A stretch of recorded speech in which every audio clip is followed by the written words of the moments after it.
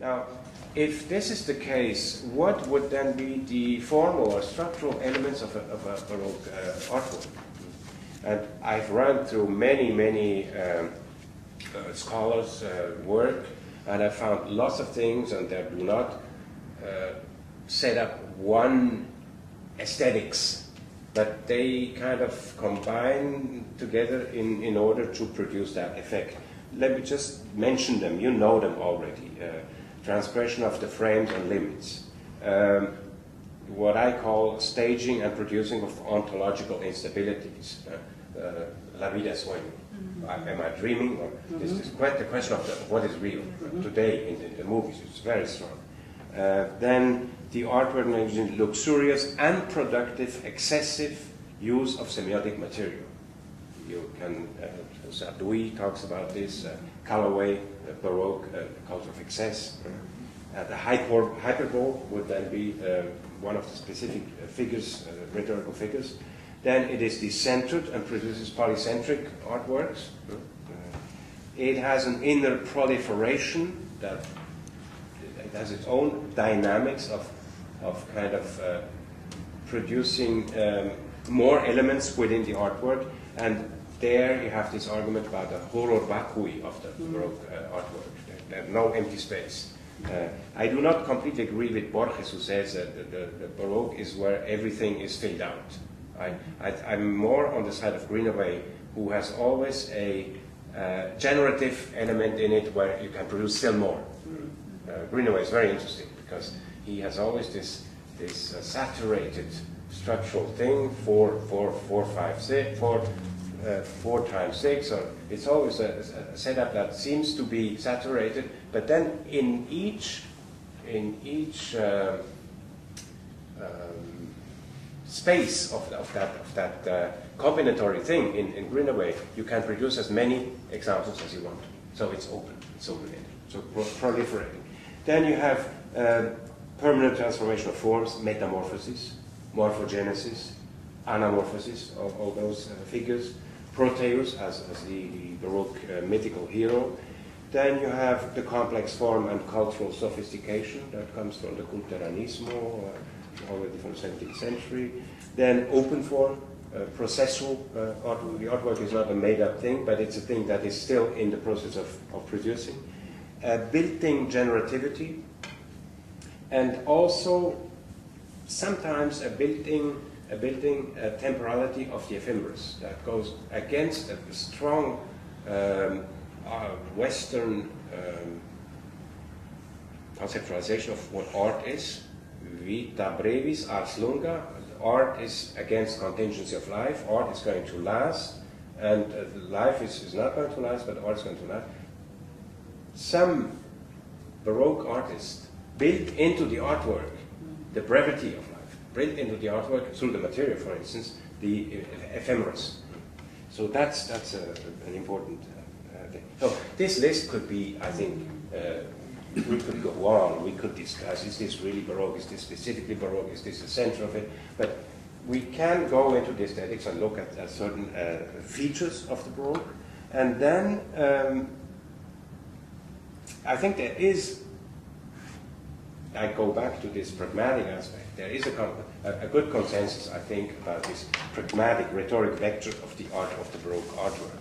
And this would be then, the main goal of the Baroque artwork would be to produce a strong effect both on and in the beholder. So on, that would be the aesthetic moment, to really bombard people with aesthetic impulses. And within, Lacan says that Baroque is acting upon the soul or the mind through the body. I mean, this might be more general for artwork in general, but I think in Baroque artwork this is more specific. Okay, and now rapidly to the political uses, or the uses of this potential. So we have this pragmatic finality, objective of the artwork. What are the consequences of such an aesthetics? So first of all, the artwork wants to act upon the public. And exerts in this way a certain power.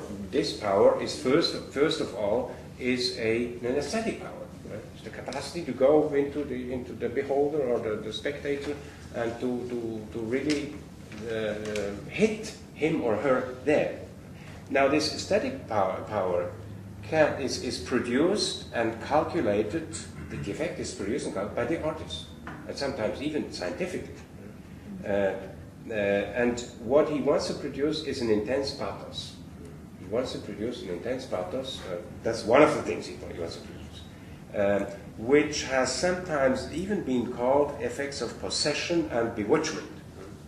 The Nietzsche text, if you have time to look at it, it goes into that. And this, for instance, Guy Debord with the Société du Spectacle has looked at this. Norman Klein has this history of special effects. That's an interesting aspect too, how we produce special effects and why we produce special effects. And then we have here this piece, I don't think I can really read it with you, but it's on Nietzsche's piece on the Baroque style. This is somewhere in the 70s. I don't think it's in Human All Too Human. It's just one rather short paragraph, two pages. And I'm impressed how clearly Nietzsche can put in his text a few elements that are really interesting.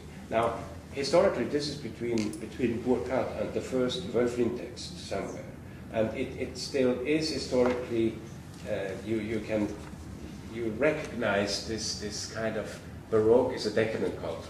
He says in an evolutionary, organic evolutionary way, every time when a big culture is over, we go into this Baroque. And this Baroque is a kind of a compensation for not being a classic anymore. Even Nietzsche says that. That, for me, is not the most interesting part. That's a story. They couldn't think the Baroque otherwise than like that at that moment, I would say. But what is interesting is that he insists so much on the effect production. These people are specialists, are calculating specialists. The artist, he knows what he's doing, and he goes after the spectator.